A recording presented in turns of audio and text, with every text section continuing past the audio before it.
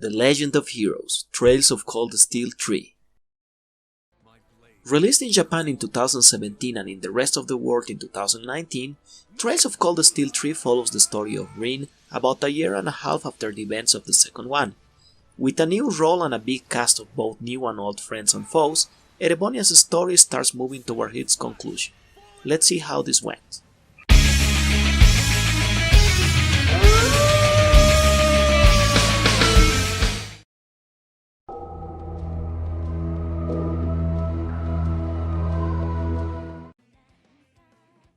Not giving too many details, but the game basically goes back to the school setting of the first Cold Steel, with some clear differences.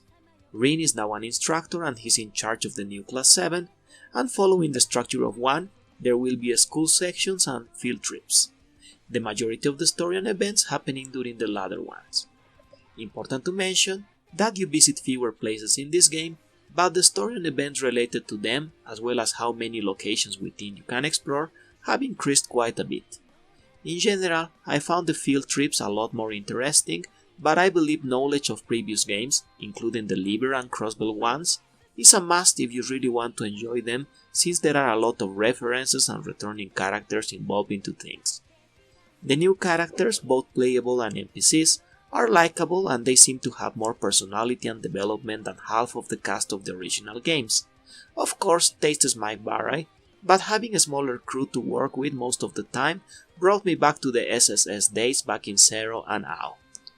As one might expect, knowing that Cold Steel 4 exists, this game mostly sets things up and asks big questions that remain unanswered, but I found most of the chapters to end satisfyingly, with the exception of the last one that, of course, is the one that opens the doors for Cold Steel 4 to happen.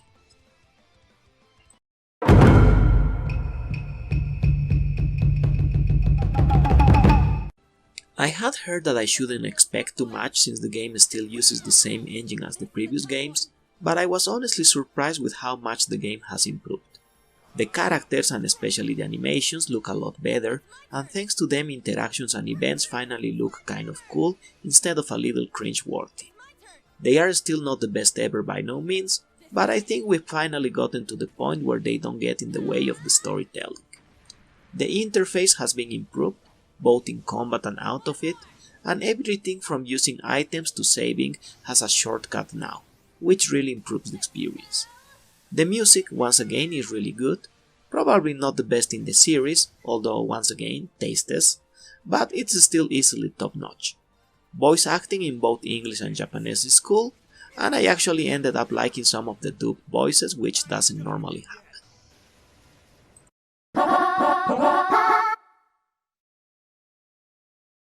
The improvements are mostly aesthetical and related to the shortcuts.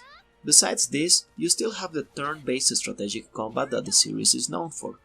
They have added a command called Orders that allows you to use the points you get from follow-up attacks to apply party-wide buffs.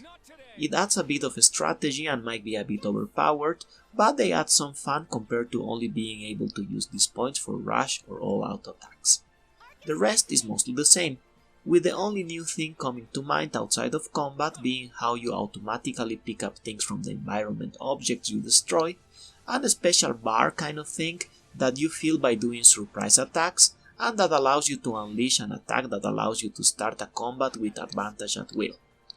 Not many changes for sure, but things hadn't ever felt as refined as they do now.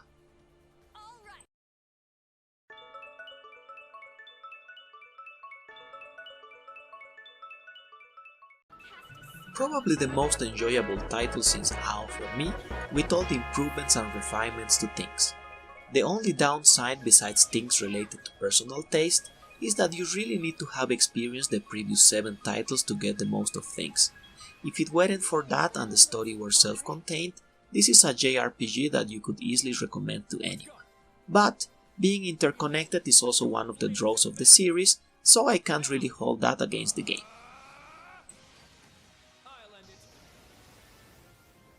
Thanks for watching. If you liked the video and would like to see more reviews like it, please like, comment and subscribe. See you next time.